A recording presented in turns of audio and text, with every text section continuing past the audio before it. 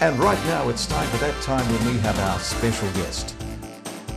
Tonight's special guest is Doug Jerebin. Doug was a master musician and guitarist in the 60s, and like many others of our baby boomer generation, gave it all up to become involved with the spiritual quest. 40 years later, we ask the same question: money and fame or the Word of God? We welcome Doug Jerebin as our special guest on The Beat Goes On. Doug Jerebin, welcome to The Beat Goes On. Thank you. We're honored to have you here today. Thank you.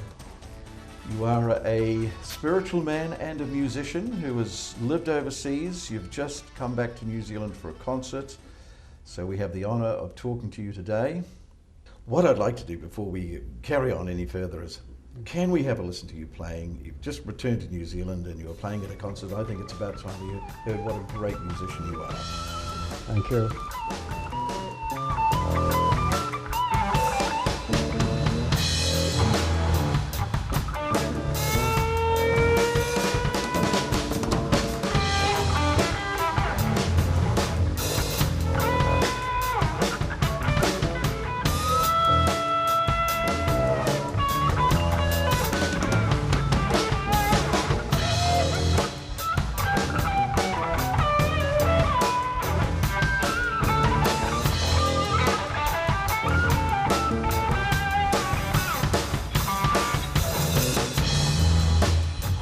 Wonderful talent.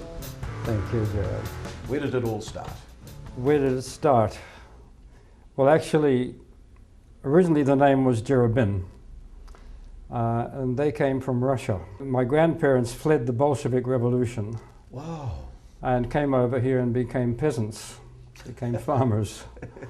But you picked the guitar up very quickly, I hear. That was in Tangawahine. I was brought up there near Dargaville, up north. And around about 12 or 13, yes, I think the guitar picked me up. Yes, it was something, I suppose, unavoidable. And I was quite fanatic about it, actually. I used to tour with Howard Morrison Quartet. Then there was Peter Poser. I spoke to him the other day. Lovely man, my old friend. Mike Pajanik also was my very close friend. Kyle Isles, of course, Jimmy Sloggett.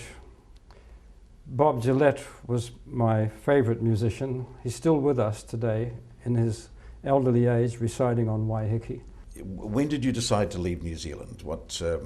Let's talk about that time and the ferment of that time. Yeah, I left in 1968. I decided about a month before I left, and that was it. I left. And I was also undergoing what you might call a God-seeking crisis in my life, a truth-seeking crisis or something. So eventually that took me to forego the music industry as such, as a profession, if you like.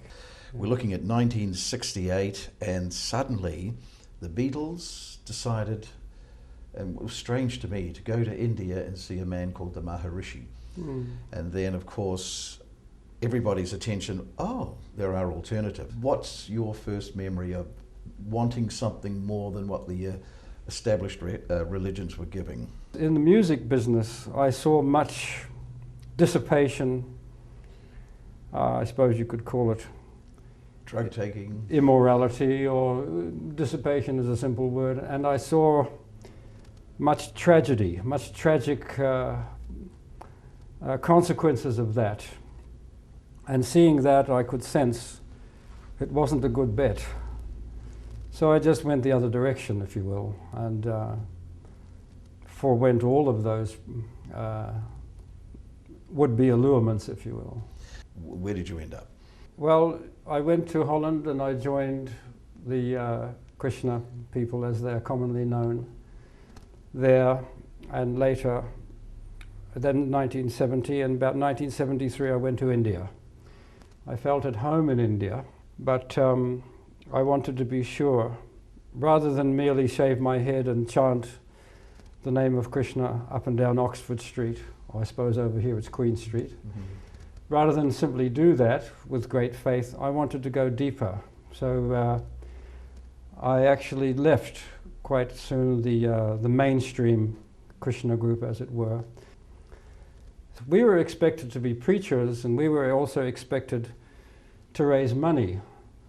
That didn't work so well with me because I didn't feel at home with becoming a renunciate who had given up the world and then to have to go and beg for money.